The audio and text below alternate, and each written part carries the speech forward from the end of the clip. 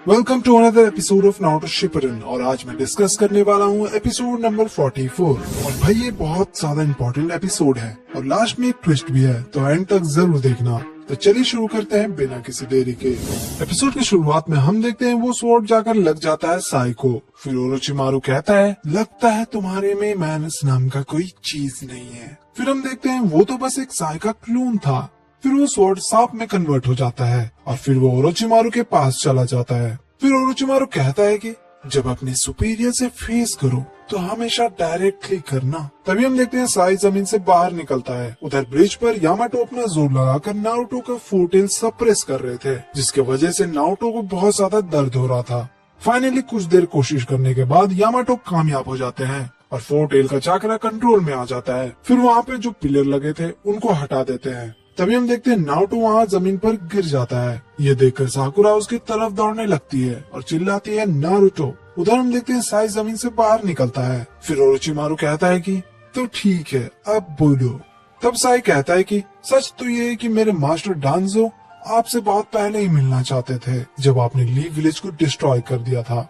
वहीं पेड़ के पीछे यामाटो छुपकर दोनों को देख रहे थे। फिर हम ब्रिज पे देखते हैं नारुतो को साकुरा अपने मेडिकल निंजा से ठीक करने की कोशिश कर रही थी और मन में सोचती है कि नारुतो बहुत धीरे धीरे हील हो रहा है, लेकिन पहले काफी तेजी से हील होता था। फिर यामाटो को मास्टर जिराया का वो बात याद आता है कि जब नारुतो फोर्टेल में कन्वर्ट होता है तो फोर्टेल का चाकरा नारुतो को हार्म करता है। फिर प्रेजेंट में यामाटो सोचते हैं कि मुझे नहीं पता था कि फोर्टेल इतना ज्यादा पावरफुल होगा। तभी साकुरा पूरा जोर लगाकर नारुतो को हील कर रही थी, लेकिन तभी उसका घाव भी दर्द करने लगता है जो फोर्टेल का अटैक से लगा था। लेकिन फिर भी साकुरा नारुतो को ठीक कर रही थी। फिर साकुरा कहती है कि कैप्टन यामाटो, आपने जो जुत्सु यूज किया अभी नारुतो के ऊपर, क्या आप मुझे वो सिखा सकते हो? फिर यामाटो कहते हैं कि ये पॉसिबल नहीं है, वो जुत्सु सिर्फ और सिर्फ मैं ही कर सकता हूँ, क्योंकि मेरे अंदर फर्स्ट होकागे का डीएनए है। हालांकि मैं भी एक एक्सपेरिमेंट हूँ, लेकिन फिर भी मैं ये जुत्सु कर सकता हूँ। जो नेकलेस नारुतो के गर्दन में है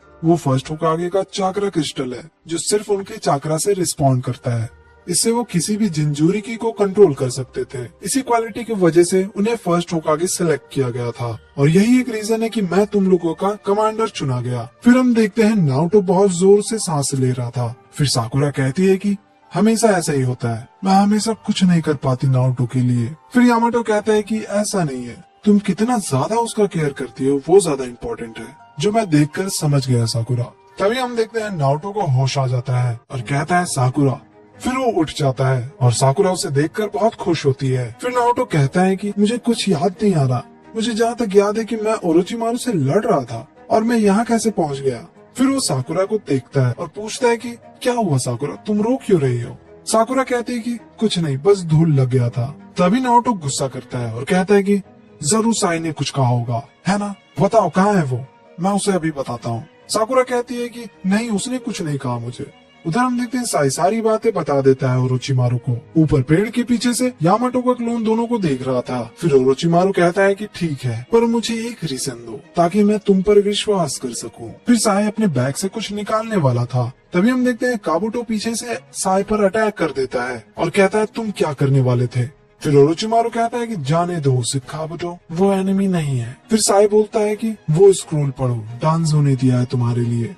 फिर ओरोचिमारू वो स्क्रोल खोलकर पढ़ता है। काबुटो कहता है लॉर्ड ओरोचिमारू, क्या लिखा है उसमें? फिर ओरोचिमारू कहता है कि काबुटो उसे जाने दो। फिर काबुटो उसे छोड़ देता है। फिर ओरोचिमारू कहता है कि अब हमें चलना चाहिए, तो चलो साई।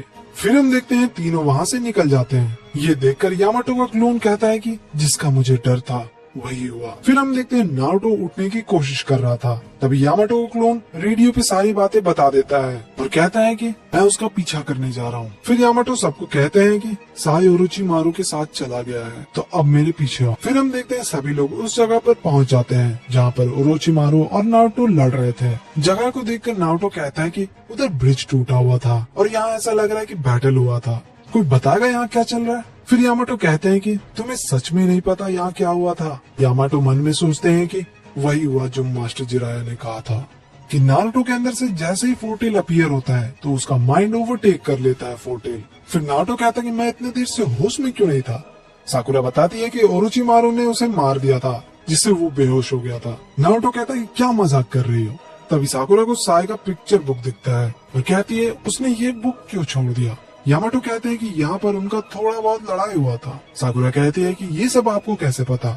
यामाटो बताते हैं कि यहाँ मेरा एक क्लोन था, उसने देखा और मुझे सारी बातें रेडियो पे बताता रहा। साकुरा पूछती है कि तो फिर साई का क्या हुआ।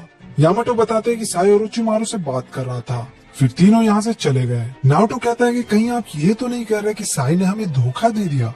फिर साकुरा कहती है कि हाँ ऐसा हो सकता है क्योंकि लेडी सुनाडे ने मुझे कुछ बताया था। फिर साकुरा यामाटो से पूछती है कि क्या आपको डांजो के बारे में कुछ पता है। यामाटो कहती है कि हाँ मैं जानता हूँ। नाओटो कहता है कि मैंने तो कभी नहीं सुना इसके बारे में।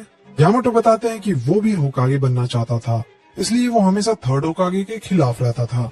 तो ये पॉसिबल है कि साई को कोई मिशन दिया होगा डांजो ने। फिर नाओटो कहता है कि इसका मतलब वो हमें यूज कर रहा था ताकि वो ओरोचिमारू तक पहुंच सके। फिर यामाटो कहते हैं कि अब मुझे समझ आ गया।